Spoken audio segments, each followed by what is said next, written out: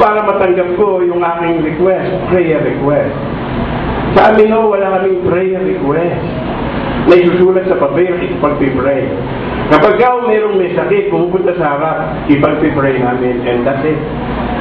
Hindi namin kinukusa, na gumaling ba? Nabalitaan na lang namin, gumaling. Bakit hindi inaalam kung gumaling? Pagka pinanalangin mo, gumaling na yun, huwag mo nang kumustahin. Ando doon ang pananampalataya. Pag sinunod mo ang salita ng Diyos, huwag mo nang itanong, nangyari ba? Mababalitaan mo na lang para ikaw ay mabless. But do not look for the results. Because it is God who makes all those miracles for you to be there. Kapag kaya nagtatanong ba, gumaling ba? Baka hindi Ibig sabihin nun, hindi ka sigurado. Diba? Hindi ba? Pagka inaalam mo ba, kung nagkatotoo nga, ibig mo sabihin nun, hindi ka pa nakakasiguro. Hayaan mo na. Marami sa mga kapatiran natin doon sa Jersey, doon sa aming church, ang kanilang mga mahal sa buhay, nagkakasakit dito. Pagka nabalitaan nila, ipunanalangin namin doon. Hindi ko sinasabing kami malakas sa Diyos.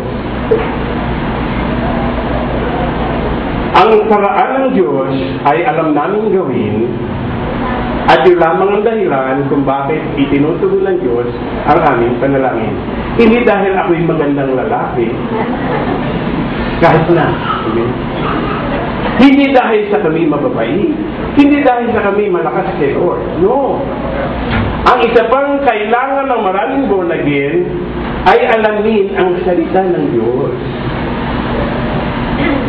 Ano ang dahilan kung bakit sinabi ng Diyos ang isang bagay? Anong dahilan bakit ipinagagawa ng Diyos ang kanyang mga utos? Ang Diyos ba ay masyadong parang hari, parang emperador, utos ng utos? Para ano? Para sa Kanya? Ano bang maidadagdag natin kay Lord? Kumpleto na siya. Perfecto na siya. Yung sundin mo yung Kanya sinabi, does not add anything to Him. But why are these commandments? What are these things, these ordinances? Are they for God? No! They are for us! Kaya niinyutos yung mga bagay na yun para natin maging ugali ang kanyang mga sinasabi. Kaya mga doon sa 1 Thessalonians, sabi niya, in everything give thanks, for this is the will of God concerning you. The will of God for us is to always thank Him. Kaya pastor, wala naman nangyari sa buhay ko, ano ay pagpapasalamat ko sa Kanya. Hindi naman sinabi ng Diyos na pag may nangyari sa iyo, saka ka magpasalamat. Sabi, in everything. Hindi for everything, in everything. Hindi yung para sa lahat ng bagay. Ang nangyayari, pagka for everything, kahit kamalasan, Lord, thank you. Not for everything, but in everything. In whatever situation in life, you have to go to God and say, Lord, thank you. For all the things that are happening, thank you because I'm still alive. Thank you because I'm not sick. Thank you because I am blessed. Amen?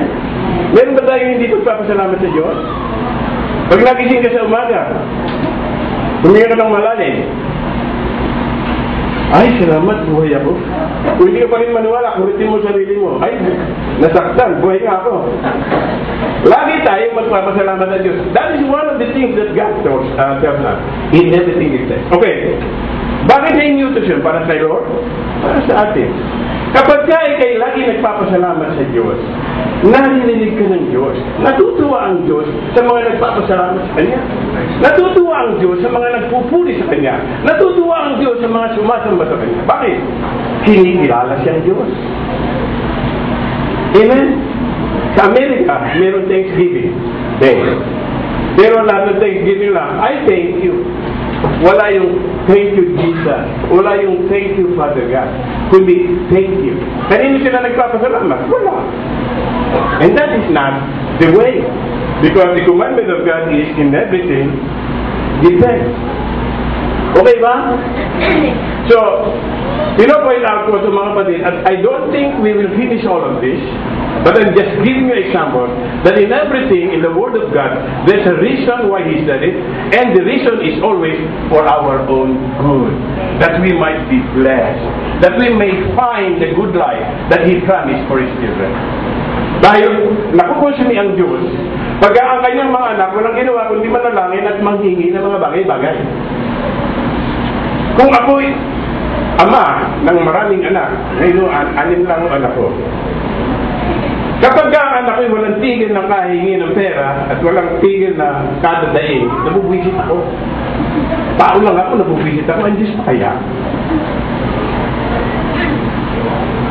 Ako, kung daingin ng aking mga anak, ay talagang dahil sa kulang yung aking binibigay, o kaya wala akong maibigay, tama lang silang mangingi.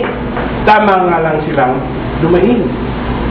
Pero, ang Diyos natin sa langit, na ama nating tinatawag, ang sabi sa 2 Peter chapter 1 verse 3, ako